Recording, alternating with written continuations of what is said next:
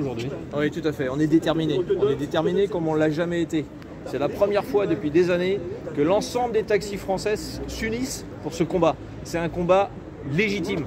Aujourd'hui, on veut mettre à terre des entreprises qui payent leurs impôts en France, qui déclarent de l'IS, qui payent de l'URSSAF. Des entreprises qui sont au service des clients depuis des années. C'est scandaleux. Aujourd'hui, on est mis en concurrence déloyale depuis tellement longtemps. C'est pas possible. Ça ne peut pas durer. Aujourd'hui, c'est Uber qui veut dominer le monde. Et bien nous, chez nous, on va se battre jusqu'au dernier. Vous répondez quoi à la ministre, la porte-parole du gouvernement qui dit ce matin, elle vous écoutera, elle vous entendra, mais elle ne reculera pas devant la nouvelle tarification de l'assurance maladie? Eh bien écoutez, c'est surprenant puisque en 2024, la dépense de transport en taxi conventionné a baissé par rapport à 2023. Rapport de l'INCAP, d'accord, qui explique très clairement pourquoi en 2022 et en 2023, la dépense a augmenté fortement. On a été face à une situation de rattrapage post-Covid, d'accord? Donc arrêtons de donner ces chiffres comme une référence, c'est faux.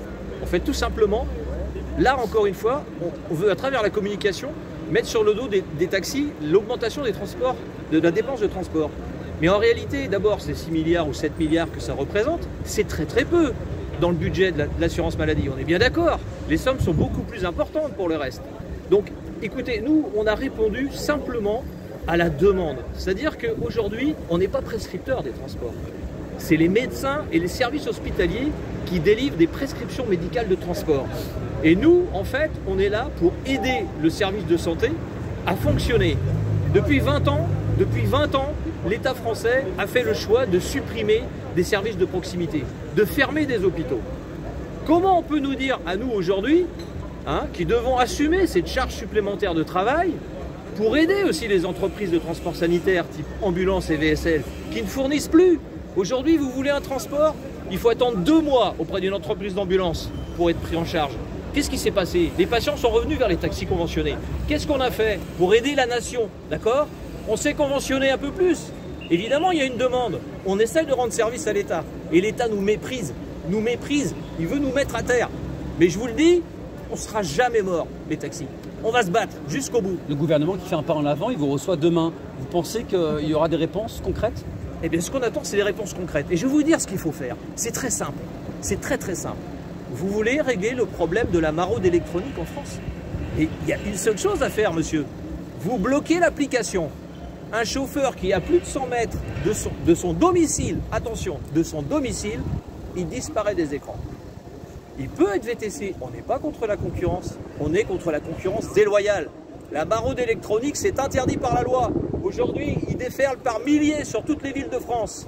Conséquence, les gens sont pris en charge par des gens qui ne sont même pas immatriculés. D'accord? Donc on veut, 1, d'accord, que les plateformes soient bloquées. Et 2, on veut que les forces de l'ordre puissent agir plus simplement. D'accord? Une déclassification des sanctions, c'est possible. Pour que chaque personne qui est dans une situation illégale soit verbalisée tout de suite. D'accord? Les forces a dit qu'il y aura un renforcement justement des contrôles. Elle a dit ça mercredi. Bien sûr, il y aura un renforcement des contrôles. Vous pourrez mettre 10 000 policiers supplémentaires. Si les gens qui sont sur le terrain peuvent faire de la maraude électronique avec leurs applications, ça ne marchera pas. Je vous donne un exemple concret. Uber, dans ma ville à Nantes, il a créé une station virtuelle à l'aéroport. Qu'est-ce qui se passe? Tous les jours, ils viennent se cacher autour de l'aéroport. Ils se garent sur les parkings des hôtels, ils se garent sur les parkings des stations-service. C'est normal ça? Je veux dire, il y a longtemps que ça aurait dû dégénérer. Si on était vraiment à notre écoute, ça se saurait. Aujourd'hui, c'est faux. C'est que du mensonge. C'est de la désinformation. Voilà ce qu'on a entendu depuis des jours. Vous voyez, aujourd'hui, je suis à Paris. Et j'ai pas envie de quitter Paris tant qu'on n'aura pas obtenu du concret. C'est pas normal ce qui se passe. D'accord? Voilà ce que j'ai à dire. Si cette nouvelle tarification entre en vigueur, concrètement, si vous nous expliquez assez de manière grand public, ça change quoi? Vous perdez combien sur une course, admettons? Eh bien, encore, voilà, donnons des chiffres concrets.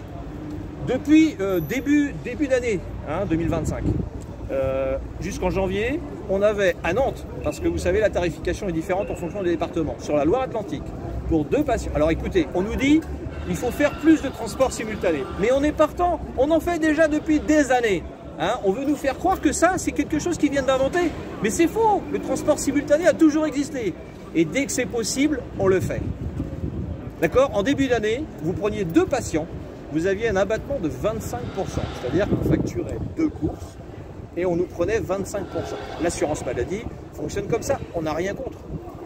Depuis le mois de mars, écoutez bien, pour le même transport avec 2 patients, on est passé de 25% à 39,5% en Loire-Atlantique. Et on nous dit, faites plus de transports simultanés. Par contre, vous allez gagner beaucoup moins. Voilà le problème. Vous comprenez pourquoi on est là aujourd'hui? C'est parce que si vous appliquez ça demain, toutes les petites entreprises qui font justement beaucoup de transports simultanés, comment vous voulez rentabiliser votre affaire, monsieur? Le directeur général de l'assurance maladie vous a répondu ce matin dans le Parisien. Il dit que la majorité des taxis seront gagnants avec l'application de cette nouvelle tarification. Alors là, très clairement, on est bien d'accord, c'est faux. D'accord? Ça, c'est de la désinformation. Il dit en nombre de transports, vous serez gagnant sur la quantité. Mais non, c'est faux. Alors écoutez, mécaniquement, écoutez, alors ça c'est quand même, je veux dire... C'est ce qu'il vous dit. Hein. Non mais bien sûr, c'est ce qu'il a dit. Écoutez, on nous dit, on va faire plus de transports simultanés et nous, on est prêt à jouer le jeu. D'accord? Toutes les entreprises le font déjà. On est prêt à optimiser. D'accord? Comment vous voulez m'expliquer qu'on va gagner plus d'argent et qu'on va avoir plus de transports à faire si on fait plus de transports simultanés? Là, je comprends pas. D'accord? Complètement incompréhensible comme discours. Qui nous le prouve. D'accord? Nous, on a sorti les calculettes, monsieur. Hein. Toutes les propositions qui ont été faites par les syndicats, et Dieu sait s'ils ont fait un gros travail depuis 1 an et demi, pas une seule des propositions, qui étaient des propositions de bon sens, n'ont été retenues. Aucune proposition. Donc quand vous entendez Madame Vautrin dire qu'on a quitté les négociations, c'est faux. C'est faux. D'accord? On n'a pas quitté les négociations. On voulait alerter la population sur tout ce qui se passe depuis des années. Vous savez, on en a pris des coups sur la tête. Vraiment beaucoup. Hein. On est resté calme. Mais là, c'est plus possible. Il faut que ça change et maintenant.